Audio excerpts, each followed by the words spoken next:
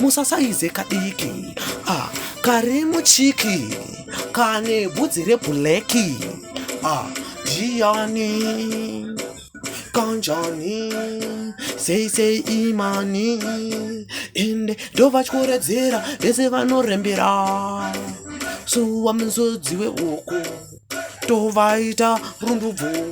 nini handisi hugu ende vaita ugogu bhuru kuoneka nemavanga vakanganwa pavakandituka studio vachindidzinga inini vaindimaka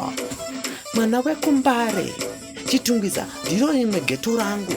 glenora hopli vese ndovatyora asi mangwiro aiwa musadene ene amundigone inini shuwa andemire shumba naiwe shumba mofu futi vakuimba nini ndini mofu ende shumba ndiye fashoni manumber 1 machambiyani undokungerigiyani ende tune after tune GNG femba ende vanditemba ngoma ndovakaka ende ndovakata naiwe bizi ende apa mushini mafanzi votodawo bizi ende tora tumashizi aiwa magaizi musasaize ende musandituke inini futi musamake aiwa endeka vakadzinga mukoma wenjoma kuendesa futi kupoma munamuona ende vutsi tovatyora Chillsport Yallah Nation DKT vese aiwa vari pahiti Cymplex ino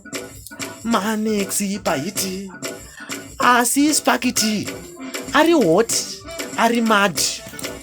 terera machuni nekuti ndirivo pagani aiwa ndini kuti champion rigian endeka ndovatema vomba kuti wodaka kudhakwa ini ndakanaka endeka nyangwe ndiri joza ndodzoka futi kumoza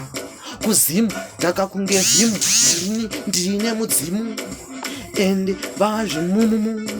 inini ndini nunu ende futi nhungu shungu ndodzavanadzo vachiperera pamharadzano ngoma ndoita gungano kuita futi musangano ende bvunza wangu ino ndiye wechino nechino mangoma ndiende kumagumo bata futi muromo iwowo muromo vati hati bhoti